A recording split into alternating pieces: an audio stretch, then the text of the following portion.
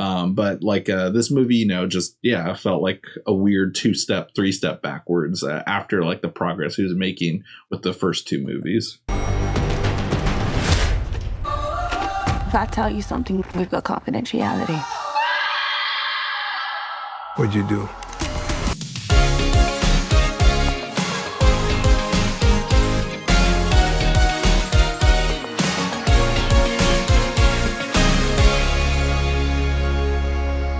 What is up, Drive-By Movies here with another episode of Fresh Releases.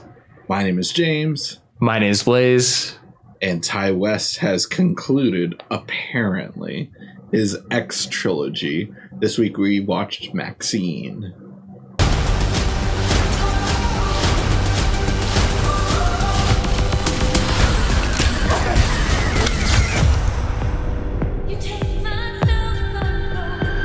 MaxXxine tells the stories of 1980s Hollywood and adult film star and aspiring actress Maxine Minx finally gets her big break. But as a mysterious killer stalks the starlets of Hollywood, a trail of blood threatens to reveal her sinister past. So, James, this was the hyped conclusion to the trilogy. The X, is it the X trilogy? Is that what it's known as?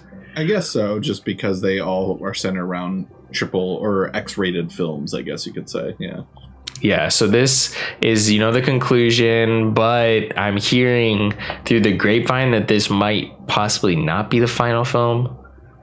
Right, so apparently Ty West has done some interviews already saying that he has ideas for a 4th one and where he'd want to go with the story, but it depends on how well received this movie is. Box office wise, like, I know it did well over its opening weekend. Didn't do amazing. I think they were hoping for 10 million. It made like 6 or 7 million, which, you know, is fine, especially for a A24 horror film that, you know, didn't get crazy advertisements. But I feel like a lot of people were hyped around this movie, and $6-7 million doesn't kind of reflect how hyped I thought people were for this movie. Then again, though, you know, I hang out amongst horror fans, so, you know, when you hang out amongst horror fans, like, and like, I guess, like, you know, of course they're going to be hyped up for a movie like this. But you and I have been following Ty West's career forever, since it started. And we do have a love-hate relationship with him. I love him as a person and as a director, but he's not always the best narrative-wise.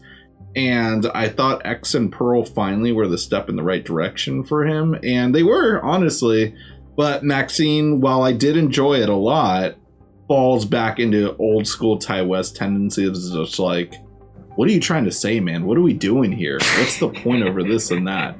And it's more style over substance. That style is so powerful within this movie to where I did highly enjoy it. But though, like the narrative, like I'm a big script narrative person, and this movie is just really lacking in that department. What are your thoughts coming out of it?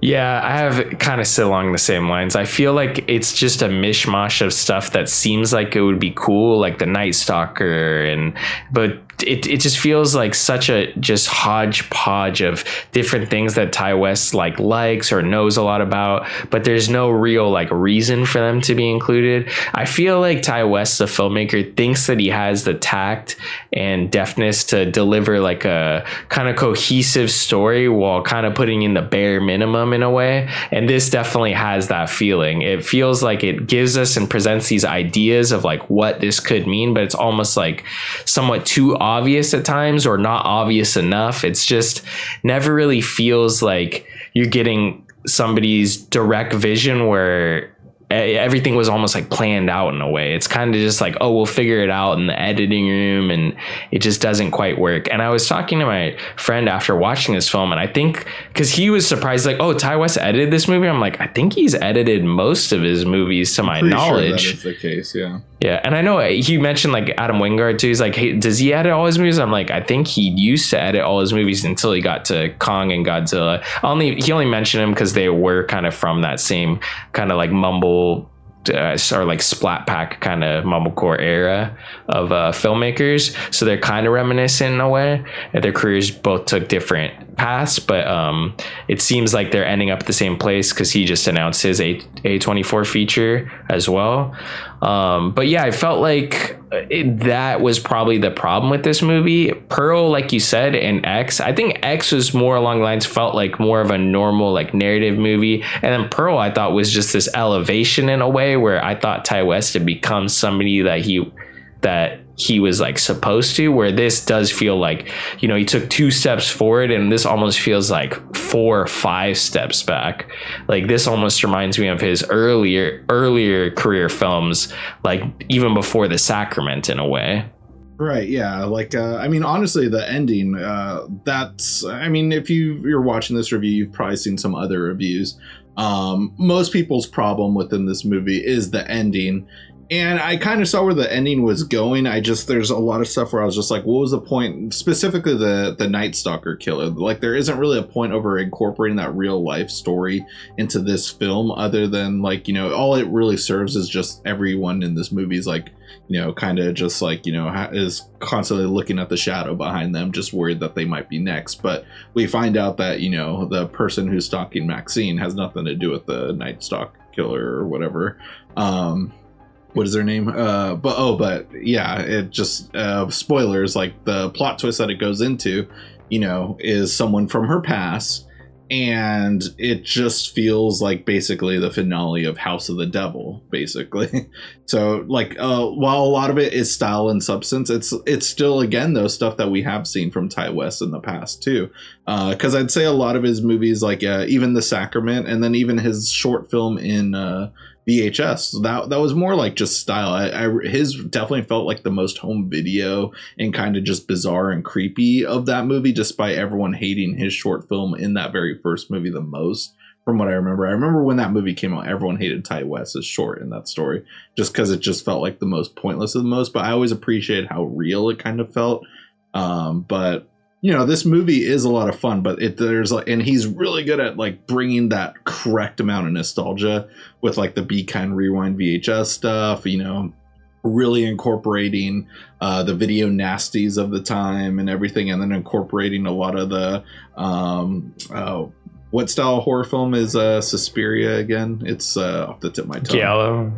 Yeah, Giallo. There we go. Like, really good at like being an eye for those. Like, he has all the right influences, I guess.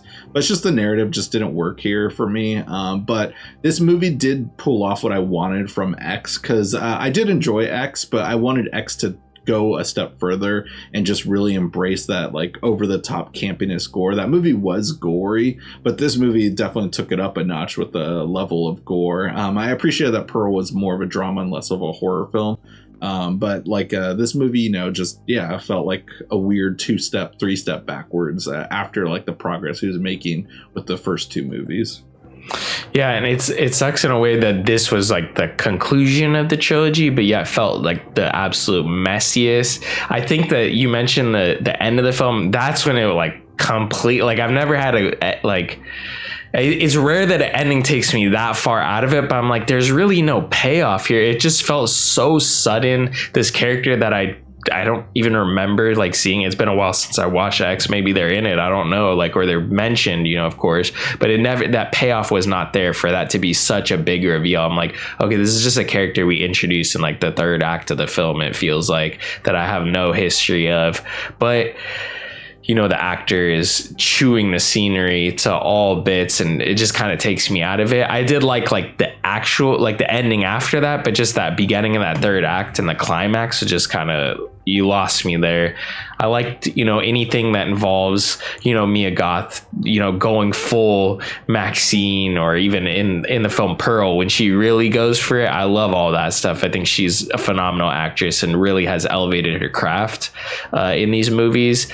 But yeah, this film, I liked, like you said, the gore that really, you know, turned it up to 11, it felt like, but then it never felt like justified in a way story wise, or like it worked and blended story wise. It was just like randomly there would be a crazy amount of gore that really pushes the envelope, but then you go back to this like super serious movie, while at the same time Kevin Bacon is playing like a cartoon caricature of a human being, or like private detective, that it just almost, even at the same time, you're like, what is going going on here? Like, it really did make me question Ty West's direction, because I'm like, Mia Goth got it, but I feel like Kevin Bacon was just, and we just saw him in playing like a very similar role almost in Beverly Hills Cop, but this, he's just like almost having too much fun in a way that it doesn't really work with the rest of the movie. Yeah, this film was just crazy. I thought it was the best at having fun, but not going over the top with it, I thought. Kevin Bacon's fun within the movie, but yeah, it's just kind of funny that we had a double feature with him with movies that came out the same weekend. That was unexpected for us, but yeah, you're right though. It just kind of just has a lot of but here's the thing, like the style over substance style. Halsey's in it. That's going to get people to want to see this movie. She doesn't do anything. She just does like a Margot Robbie impression. Like, I'm not really a big Halsey fan. Like, I have personal vendetta against her, kind of just due to retail issues. Don't want to go too into it, but so that holds me back from really enjoying her part within the movie. But they were advertising her in the movie. She only has one sequence and then one cool makeup effect sequence, which that was cool, but that could have been just any actress though. And overall, just like I thought her dialogue was over the top. Mia Goth already has an over the top Southern accent within the movie when she's British. Halsey is just a normal American girl, but using some crazy New Jersey Margot Robbie Harley Quinn accent, where I was just like, why do we have these two girls with over the top accents having a conversation? And it was just like too much for me and took me out of it when I should have been taking in the beautiful 80s Hollywood that they were walking through. So that distracted me. That's like more style stuff. And then substance wise, the plot also ending is very similar to Starry Eyes. Again, a spoiler too if you've seen that movie, but it's pretty much the same ending. And just like, and it just is also a bummer because they kind of come from the same background of like group of indie horror filmmakers that kind of got their success at the same time and then went on to make bigger studio movies that, whether they're a hit or not, whether you like them or not, that's a different story. But just like, I've always been a Ty West defender, I guess you could say, and just like I feel like kind of let down by him, but I enjoyed this. And I just hope he goes in a brand new direction. Like, I know that like porn has got to be affiliated within this somehow, but I just hope that like the next one, like the sequel, is like MaxXxine 20 years in the future in like the late 90s at like an adult convention center signing autographs and doing like horror films, signing autographs at a porn meet and greet and something, just like where she's a has-been and stuff too. I think that'd be like a whole different direction I'd love to see, and that's just me throwing my 2 cents in. I think for me, the chapter on Maxine Minx is closed. Like, I'm not really interested in any other of these films. I would like to think that whatever Ty West does next, hopefully it's something original. Like, he does kind of step it up and not go kind of rein it in a little bit. It felt like he had really taken steps forward creatively in the past 2 movies, like X and Pearl. But then this one, it's almost like everything went out the window. I don't know really why this film was so radically different from those 2 that had really concise visions, it felt like. And this just kind of feels like he was throwing everything at the wall and hoping something sticks, and it felt like so much stuff just slid off the wall that all that was left was just a blood splatter, and I'm not sure what it says. You know what? And funny enough, also, you bring up the editing. Ty West, we saw X together. We talked about how interesting the editing was within that movie, too. It was more style editing. I remember there's a lot of awkward jump cuts within the movie where it would flash between 2 sequences between fully transitioning. We appreciated that. But then this movie, just narrative-wise, I think he just tried to do too much narrative-wise with the editing that just didn't work. And it's funny that you brought it up, but are we full of crap? Is everyone else full of crap? Let us know in the comments below. Great way to help support the show. Just check out the movie.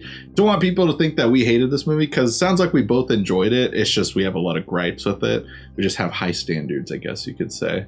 So yeah, let us know in the comments below what you thought about our thoughts or what your own personal thoughts are on the movie, because we'd love to chat about it. And if you guys haven't already, go ahead and smash that like button, hit the subscribe button, and click that notification bell to get all of our latest updates. And speaking of updates, catch all our social media links down below. We got Instagram, Twitter, TikTok, and our own personal letterbox accounts. That'll conclude this week's episode. Tune in next week for a brand new video.